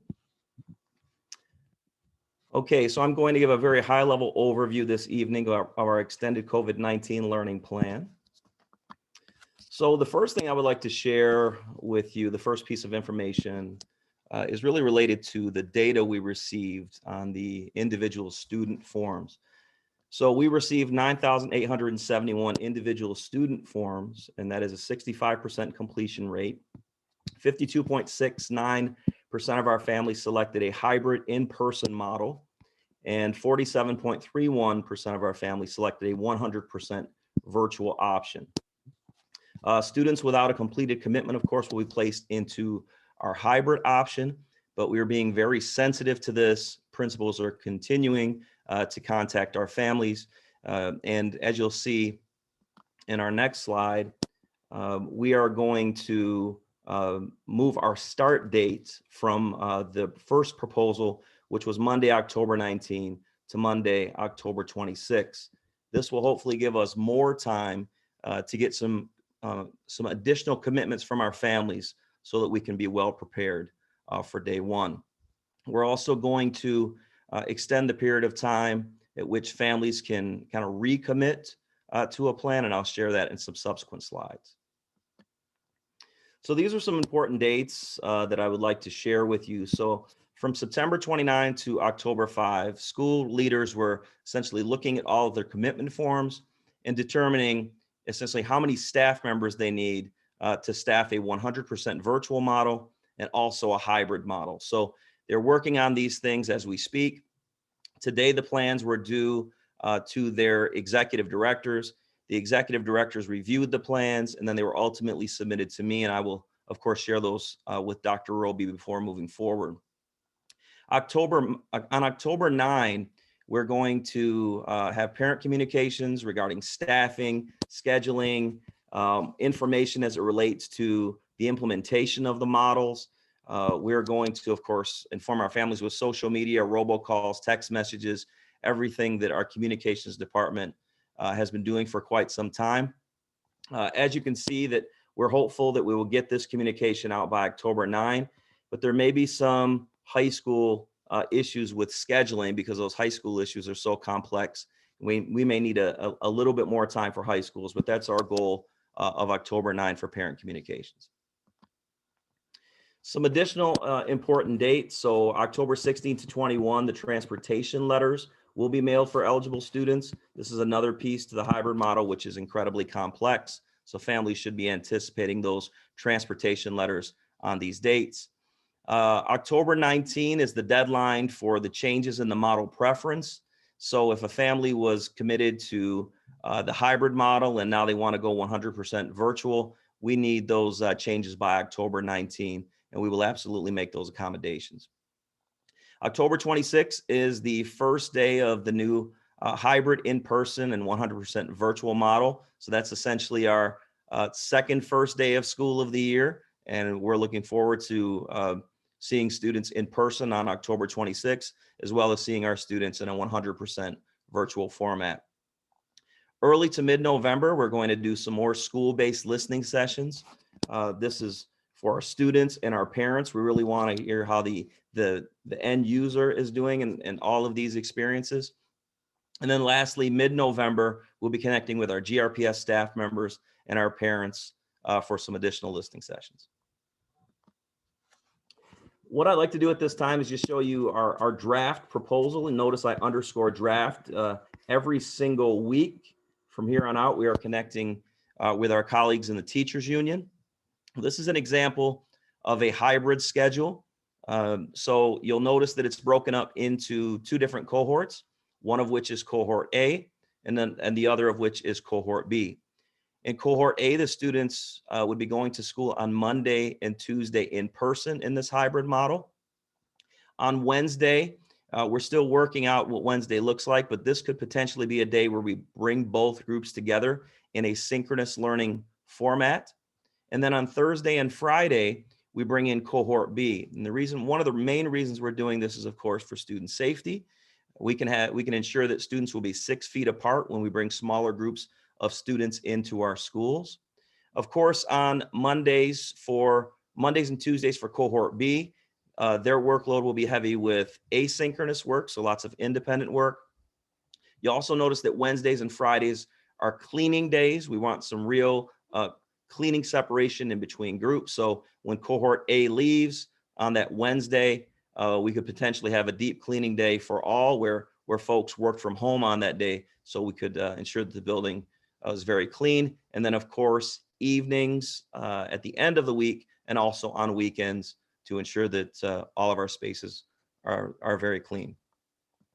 If we look at their 100% virtual options, so this is what the principals are working on right now. We really have a couple of choices with the virtual option. So Pete, we've gotten lots of positive feedback about our virtual option right now. So we are hopeful that we can put something in place that mirrors what we are currently doing.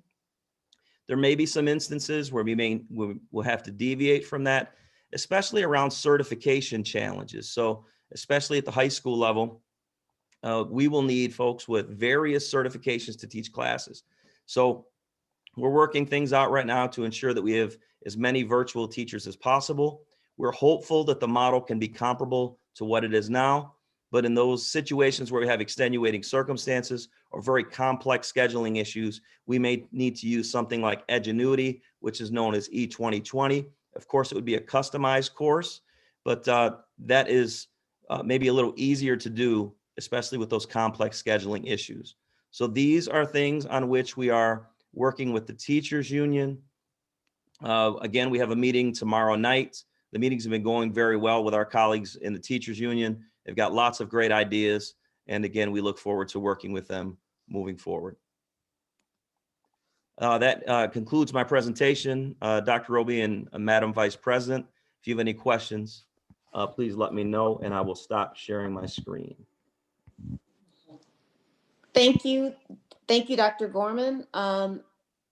Again, this speaks to the work. It is a district lift. We are doing this work in collaboration with others, other leaders, and asking for their input and feedback as we are trying to create systems to support what families and staff are saying are their needs. And we have been really sensitive to what that looks like and have had to make some adjustments. And of course, as Dr. Gorman alluded to, with high school students and the secondary students, their schedules become a little bit more complicated. And so it doesn't always neatly fit. And so that's why we wanted to make sure that we brought this forward to give an overview of it, but also to make sure that you know that it has been work that we are doing very cooperatively with principals and our teachers. Vice President Schottky, if I can turn it back over to you, if you have questions or other members of the board to ask questions of Dr. Gorman. Yes, I would like to ask Dr. Gorman. We talked about this earlier, but on Wednesday, will the kids have all 6 classes? Will they be in school 6 hours that day? Of course, things aren't firmed up. I want to be very sensitive to the discussions that we're having with our teachers union. They've got lots of great ideas. One idea for Wednesday for the secondary students, so that they see all of their teachers, could be a speed schedule. So instead of a 6-hour day, which we know is not good with all of the screen time, some ideas that we have seriously thought about, of course, are speed schedules. So I know you're a former high school teacher, you know, those pep assembly Fridays where you could see your students for a short period of time. So that would be one way where we could check in with our students every single day on Wednesday and bring all of the students together. But I want to be very sensitive to the discussions that are happening with our teachers union and not finalize anything. Okay, fine. Thank you. This is, I guess, a high level question. So we receive questions about the way things basically I have received, and I think my colleagues have received, concerns about the way things that were communicated. And it's my sense from what you're saying, Dr. Gorman, that a lot of the kind of details are still yet to be worked out. So does that, so I'm basically saying that we need to be patient to figure out exactly what arrangements are going to be made before we criticize them. But can you just respond to that? How much is still to be worked out, especially the concerns around distinct curriculum that are going to need instructors with special skills in the classroom and online all at the same time? Sure. So today is when all the plans were due from the building administrators. So I, of course, haven't had a chance to go to my inbox and look at those or have a conversation with the executive directors. But again, we want to be sensitive to all of those concerns that are out there. This is not easy. This is a very heavy lift. We're going to be sensitive to our teachers, especially from a workload perspective. So again, Dr. Baker, we need to fine tune some things and ultimately make sure that it's in the best interest of our students, but also doesn't overwhelm our teacher leaders in the classroom. A question related to being sensitive to teachers and our staff and students and parents and everyone in the community at the same time. Certainly that has to be a super heavy lift. But wondering, have we surveyed our teachers to see what their feelings are about returning to a hybrid model in-person learning environment when we have very recent developments and in other neighboring school districts and even throughout the state and through the country as COVID has reemerged, and then with this lifting of the governor's authority, there again, how much of this is going to be followed through with COVID, prevention techniques and strategies. We're going to see some more peaks or rises in the number of cases. So how much have we done with respect to getting our staff on board to this and committed to this in-person route that we seem to be on? So as the principals are planning, especially for the 100% virtual piece, we've asked them to collaborate with their teachers and really shape the model for their particular buildings. It would be very easy for us to say that we're going to have this one particular model. But unfortunately, we have many areas in our district where we just can't do it. We have students with special needs, of course. We have international baccalaureate programs. We have Montessori programs. We have all of these different programs in the Grand Rapids Public Schools. And unfortunately, there's not a one size fits all to this. So Dr. Flores, the charge of the principals was to go back, work with their teachers and come up with their very best thinking as it relates to this plan. Now, from a GRPS administration standpoint, our connection is the teachers union. The teachers union represents the teachers. So those are the individuals with whom we work. But again, we didn't want our principals to put these plans together in isolation. We asked the principals to collaborate. And then we also, we had listening sessions, of course, to hear how well things were going at the school level during the distance learning period, and also how well, or maybe some areas that need improvement at the district level. But as it relates to have we put out a formal survey to our staff? No, we have not. Okay, because that specifically is my question is, Yep. What percentage of the teachers are willing to come back or think that it's safe enough to come back so that we don't have any missteps in this process? Will teachers be allowed to opt out if they have pre-existing conditions so that they would just stay on virtual so they wouldn't have to come in the building? So if I can answer that question, can everybody hear me? Yes. Yes. Okay, great. We are following a process, and our HR department has been walking our staff through what that process is as far as making sure there's documented evidence of what their situation is. And then we're following a rubric of, first, if there's a medical related reason, and then the next steps, and they're working very closely with the union as well to ensure that everybody understands what that process is. But as far as people opting out from a teacher standpoint, outside of medical related reasons, always we reserve the right of placement of staff. So they would have to prove that there is a medical necessity for them to be opted out. Yes. Okay. They can't do it because they want to babysit for their kids or something like that. No, ma'am. No. Okay. This is Kim Williams. I have a question with regards to our notification. Should we have a positive COVID test from one of our teachers or our students, how that notification will go to parents and what is that communication that's being shared with them? And so that's a great question, Ms. Williams. We will follow the guidelines that have been set forward by the county. And as you know, we had a situation earlier this past week and we followed those processes and making sure, because you have to balance between notification and then also people's right to privacy. And so making sure that we a balance between those two, but we will follow the guidelines that have been set forward by our health department. And are parents clear as to what those guidelines are so that they can know what to expect in case something happens? It is, yes, ma'am. So it is public, but we will make sure that people do understand. And let me say this, as I state this, I can't tell you, oh, Ledrian Roby has been sick.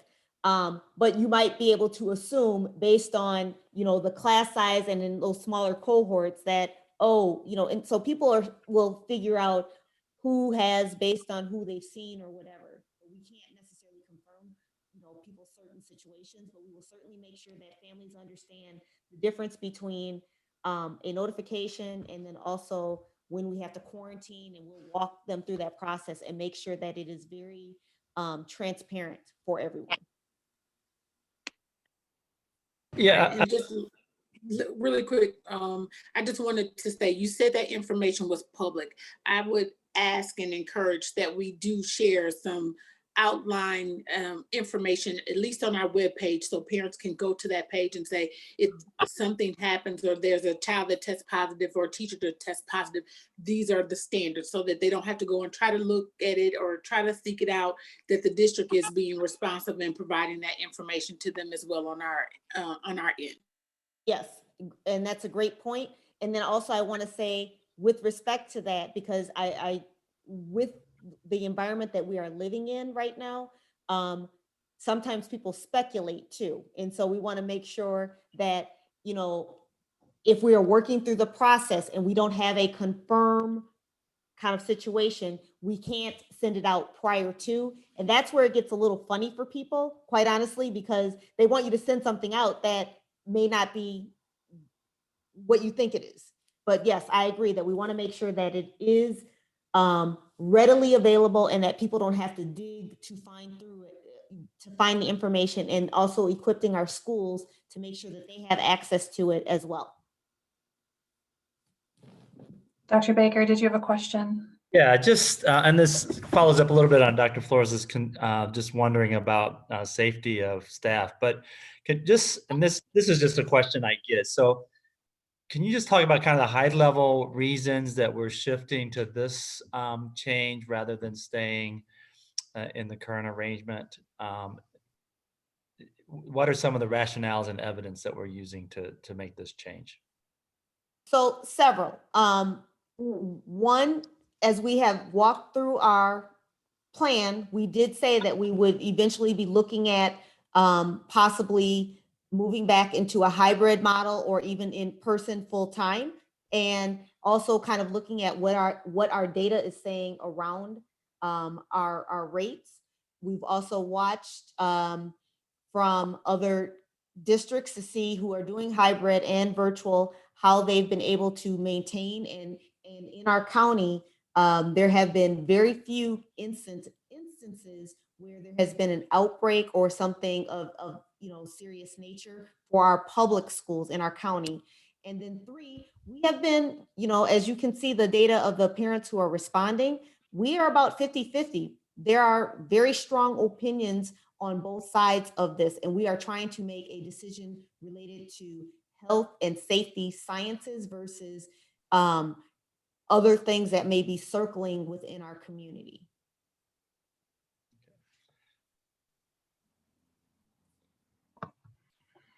A question I did have as far as that split. I was just wondering, do we have a sense of what that breakdown is by building as far as those selecting to go virtual versus hybrid? Because I know there was some concern about the potential balance of that in previous conversations.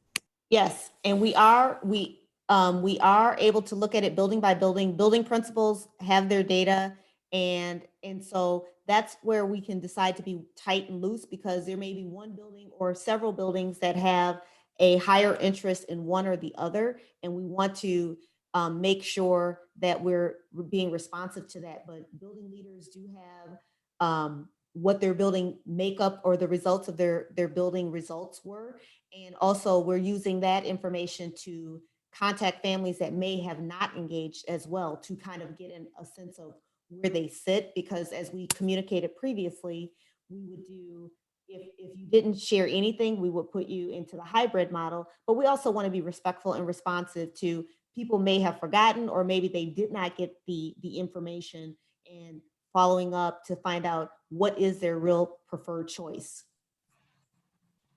And another question from a timeline perspective. I know we said we're moving back a week from the 19th to the 26th.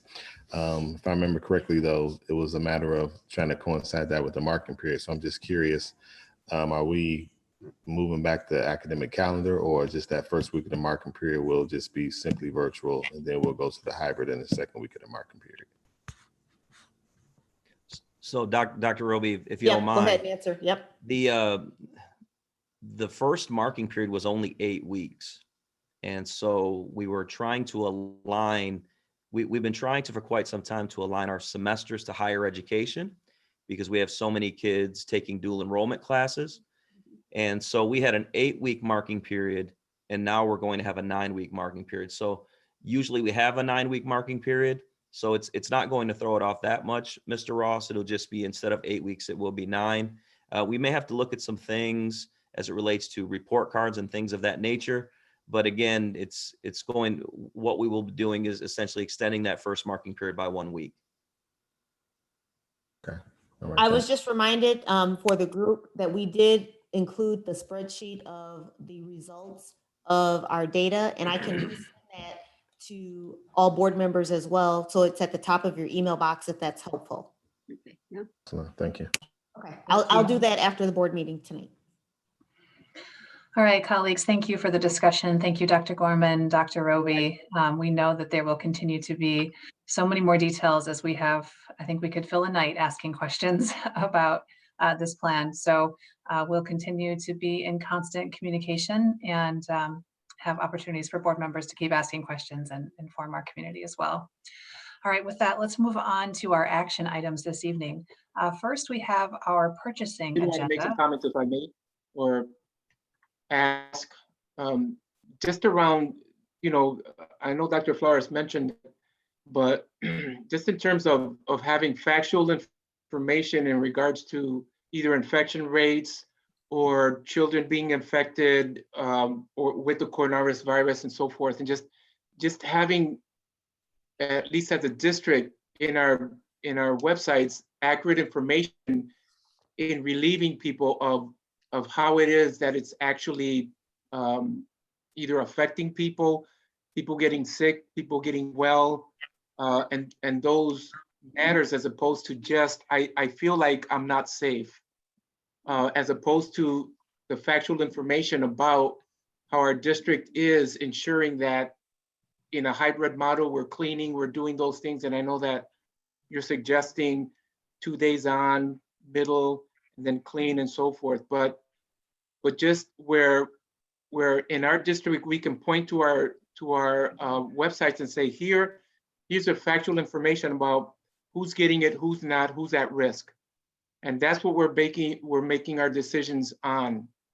particularly in our region or our area, in terms of the number of cases that we're seeing, high, low, and so forth, because there's so much information and so much emotion around that, and so many families that are hurting because their kids need to be back in school, and balancing that reality. May I respond, Ms. Shockey? Of course. Yes, I agree. And so I think it is our responsibility as a organization to be as transparent and again, share information as we have it. Just as a reminder to everyone that we are able to see on the websites, the state website, about what's taking place across the state. And then also our county has just uploaded and made their webpage or their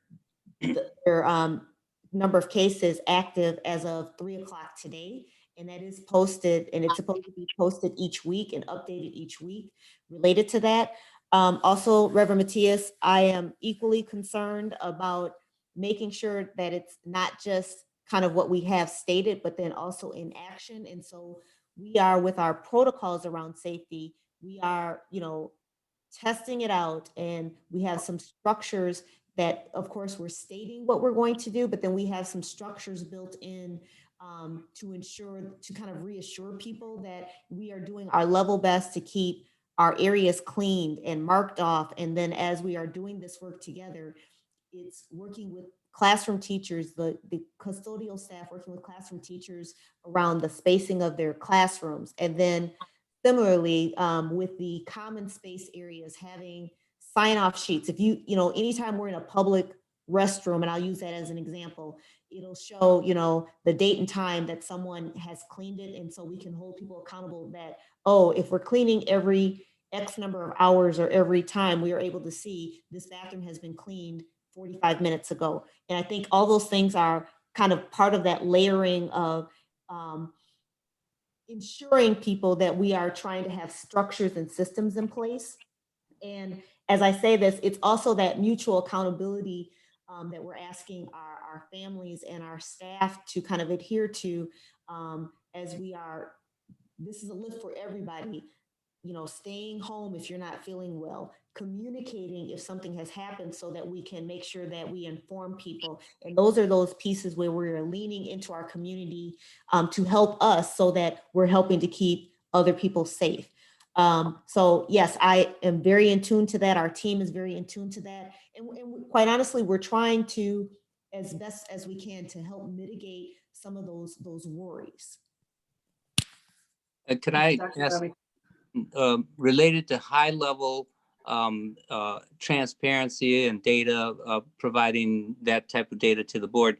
And I know that, a lot of us just get information off of MLive when X district has had difficulty with a hybrid model or whatever, but you have certainly a team there that you can look at data around the county or around the tri-county area, whatever, to kind of see how many schools are actually operating in-person learning models, whether they're hybrid or they're just standard in-person models that they have engaged in, and just what that, and then how many districts have had difficulty with it, to kind of give us a percentage of what's the risk factor out there, at least by odds. And so yes and no. And so there are pieces, we do meet, all those things that you just suggested. And then in addition to that, meeting with other superintendents twice a week at this point, related to some of those issues about the things that are working well, some of their challenges and things of that nature. The percentages overall for our county have been pretty consistent as of last week. And so it's been around the 3% range. There may have been a little slight uptick, but it was less than 0.05%. So that's not necessarily statistically significant. Also, the other part is where this goes into that kind of that more anecdotal information, where other districts have said their challenges have been, it's again, getting people to do the things. And that's the hardest part, is getting people to do the things that we need them to do. And that's across it, and you know, and making sure that we communicate expectations, provide resources and support, but then there has to be that mutual accountability for our families. And so, and I'll say this as an example of what a superintendent shared with me. Not, if your child is not feeling well, not giving a Tylenol before they leave home and then have them go to school. And so that would be that mutual accountability sense of, you know, yep, you got to go to work, but you have some accountability to not only your child, but also all the children and staff within that program, if they're not feeling well, to, you know, to keep them at home. And I'm just using that as an example. All right, thank you, Dr. Roby. I'm going to move us forward, not because we don't have a million more questions, but because I know those building level plans came in today. So everything you've told us, I know will develop exponentially more quickly here in the next couple of days, and we'll be anxious to hear how those plans are looking so that we can ask deeper questions and learn more about how we're going to be able to manage so much of what my colleagues have brought forth tonight. So thank you, everybody, for the robust discussion. Okay, let's move forward to our purchasing agenda this evening. Any questions about the purchasing agenda? Mrs. Williams did mention a few of those items, I believe, in her report. If there are no questions, can I have a motion for approval? So moved. Support. Support. All right, thank you. Ms. Lewis, will you call the roll?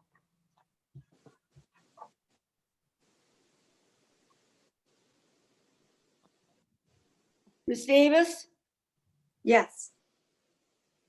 Dr. Flores, Yes. Ms. Lewis, yes. Reverend Matias, Yes. Mr. Ross, Yes. Mrs. Williams, Yes. Dr. Baker, Yes. Ms. Shockey, Yes, Ms. Grant excused, motion carries. thank you, Ms. Lewis. The next item is the easement resolution agreement between Kent Hills and Michael and Erica Spalding. Are there any questions regarding the easement resolution? All right, if there's no questions or further explanation needed, may I have a motion for approval, please? So So moved. move. Support. All right, Ms. Lewis, please call the roll. Ms. Davis, Yes. Dr. Flores, Yes. Ms. Lewis, yes. Reverend Matias, Reverend Matias, He appears to be frozen. Oh, Yes. okay, Am I here? here, we got you. All okay. right. Mr. Ross, Yes. Ms. Williams, Yes. Dr. Baker, Yes. Ms. Shockey, Yes, Grant's excused, motion carries.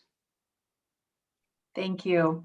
The next two action items are policy related. Ms. Davis, I'm going to hand it over to you and ask for your forgiveness as you didn't have a committee chair update either. So also give you the floor to expand a bit if you'd like to talk about anything else that happened at the policy committee level. Okay. So I believe the first thing we're voting on is bylaw 1180, correct? That's correct. Okay, this, we had brought this to the board way back in, I believe, February, and just told you about it, but tonight we're voting on it. So this is just the bylaw that is making the policy committee and the legislative committee part of our standing committees. So prior to this, they weren't committees that we traditionally would have every year, but this is adding them as standing committees. Thank you, Ms. Davis. Any questions about bylaw 1180? May I have a motion for approval of the first reading of bylaw 180 board committees? So moved. Support. Ms. Lewis, please call the roll. Ms. Davis, Yes. Dr. Flores, Yes. Ms. Lewis, yes. Reverend Matthias, Yes.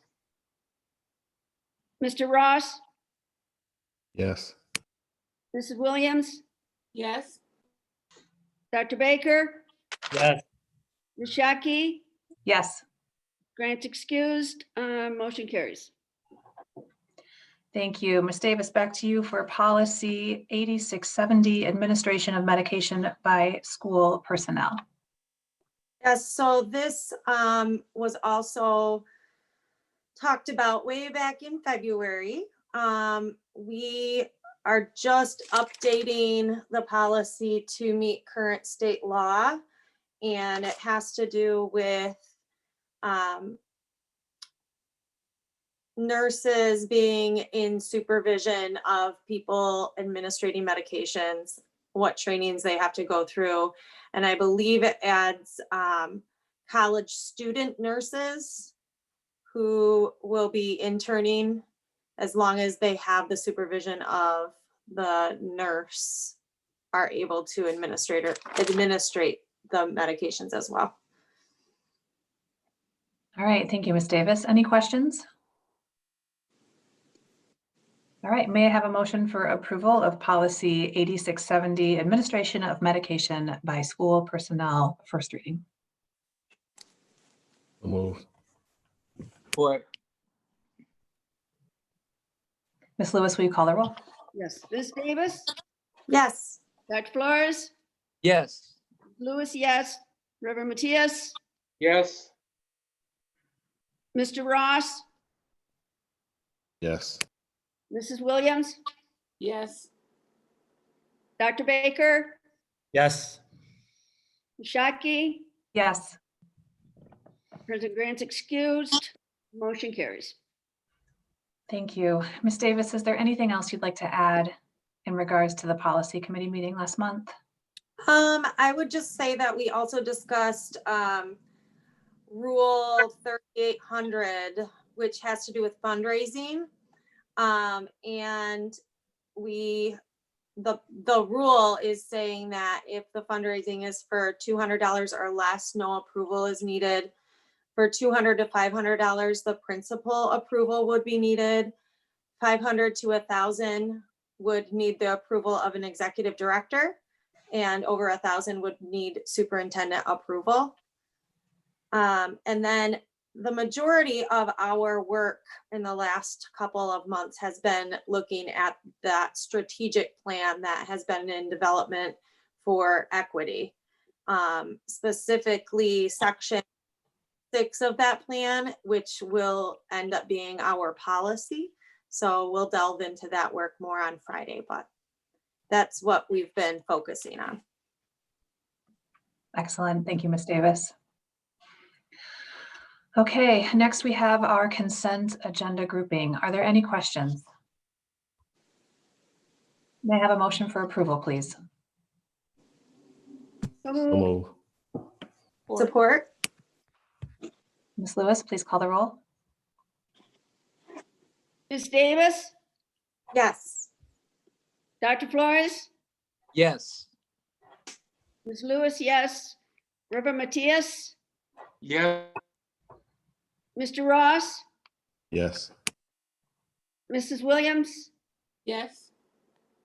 Dr. Baker, Yes. Ms. Shockey, Yes. President Grant's excused, motion carries. Thank you, Ms. Lewis. Next, we have just one discussion item, and that is a reminder of our Board of Education retreat this Friday, October 9. There will be both virtual and in-person options available for Board of Education members and presenting staff. This will be held at GRPS University from 9 to 5. And agenda will be primarily focused on our equity work, past, present, and future. And then we'll also touch just a little bit on finalizing evaluation criteria for Domain 1 for the superintendent. Dr. Roby, have I missed anything in regards to the retreat? Good, perfect. Okay, excellent. We do not have any public comment this evening, so superintendent comments. Good evening once again. Just a quick thank you to our staff and community for staying engaged with us as we keep moving through our current model. And we look forward to your feedback. We will keep you informed as things shift and move pretty quickly. Thank you for being adjustable and flexible. Stay with us. We do not take any of this lightly. We're working and we want to know that our students are working in a different way and learning in a different way. Our teachers are teaching in a different way. Support staff has been working hard behind the scenes to keep things moving forward as well. We are all in this together, and we want to focus on our students ensuring that they receive the very best education, with safety being a priority for everyone. And then my final comments are with respect to Mr. Mike Franz, excuse me. It's with heavy heart that I acknowledge the passing of Mike Franz. He has been in front of the Board of Education to celebrate Peace Education Week. I had the opportunity to meet Mr. Franz about a month ago, and we were talking about education and peace in action. And I recognized him as just a gentleman and a person who was really passionate about Grand Rapids children and wanting peace and across our community and across our nation. It was something that really resonated with me, that he believed in that. And I just wanted to share with the board that he has passed away, and express my condolences on behalf of the district to Mr. Franz's family, friends, and loved ones. And with that, that concludes my comments for this evening. Thank you, Dr. Roby. Thank you for sharing that. I remember him well. It was a joy to see him every year. Yes, our condolences. Okay, board member comments. This evening, I will start with Mrs. Williams. I would like to congratulate the Union Red Hawks senior football team on their win and for breaking such a infamous record. So congratulations, and to thank the staff and Dr. Roby's team with making sure that concerns at the Franklin office are addressed and that our staff is safe. Thank you. Thank you, Mrs. Williams. Dr. Flores. Exactly what I was going to say. Congratulations to the football team, and then also congratulations and kudos to our leadership staff and all of those who are putting forth an effort to make sure that our kids are safe, and our teachers and our students, parents, community, everybody. We don't want to make any missteps. And thank you very much for your diligent work. Thank you, Dr. Flores. Ms. Lewis. Yes, I just want to thank the staff again, the teachers especially. I am just amazed at the kinds of things that they're able to do virtually with these kids, and in the plans that they have to make and the work that they have to do. I don't know how they do it, but I'm glad they do. And the kids are the ones who benefit. So thank you very much. And thank you to the staff at Franklin for all the work they're doing to try to get this organized for the hybrid. So thank you, everybody, for doing all that work. Thank you, Ms. Lewis. Dr. Baker. First, I just want to thank Dr. Roby for, informing us about Mr. Franz. I think that he did become a part of the community. It was kind of like, this is how we knew that the year changed. He was back in front of us again. And so I think that to recognize that, our schools are our community is really key. And so I thank you for bringing that up. And just want to thank everyone for all their work. I know that we might be pushing back hard, and although as hard as we're pushing back is not as hard as the pushing that we're getting, but just trust that everybody's trying to do as best as they can to make sure people learn. And I think that's my only political statement is that the governor is that, and with us is that we may make the wrong decision, but the decisions we're making are based on what we believe is most important for the safety of the children and helping people learn, and the safety of the staff and faculty. And it's hard, and there's no perfect right answer, but anyway, I appreciate everybody's work. Thank you, Dr. Baker. Ms. Davis. I don't have any additional comments. Thank you. Mr. Ross. Yeah, the same. Really can't say anything that hasn't been said already. Just really thanks to everyone for the heavy lift. It's an unenviable task to try to come up with a perfect plan. So really just thanks to leadership and everyone for doing their best to come up with something that is as effective as possible for sure. And definitely condolences to the Franz family. And I guess I challenge all of us to live a little bit of the principles that he always espoused. Try to have a peaceful existence inside your home and outside your home. And yeah, definitely congrats to the Red Hawks. Let's get greedy and go for win number 2 next week. Thank you, Mr. Ross. And Reverend Matthias. Yeah, again, our condolences to, a great person who championed living in peace and allowing our kids to live that through the many ways that they challenge the district to promote that. Man, we have a resilient community. We are fighters here in Grand Rapids Public School, and appreciate the teachers and the staff, and certainly all throughout the city that are working to keep our city safe and healthy. And so appreciate all the work that you all do. Thank you, Reverend Matthias. I think it was best said this weekend in the opening monologue of Saturday Night Live by Chris Rock, when he said, "We all used to have plans. Remember when we used to be able to plan stuff?" That was a lot better in his voice, so I encourage you to watch it. But man, to our students and families and parents and teachers and administrators and superintendent and community, thank you for planning and unplanning and replanning and doing it over and over and over again. It is exhausting, and we just recognize you and thank you, and we're fighting for you and alongside you. And with that, I just end in gratitude and wish you all a good evening. Meeting adjourned.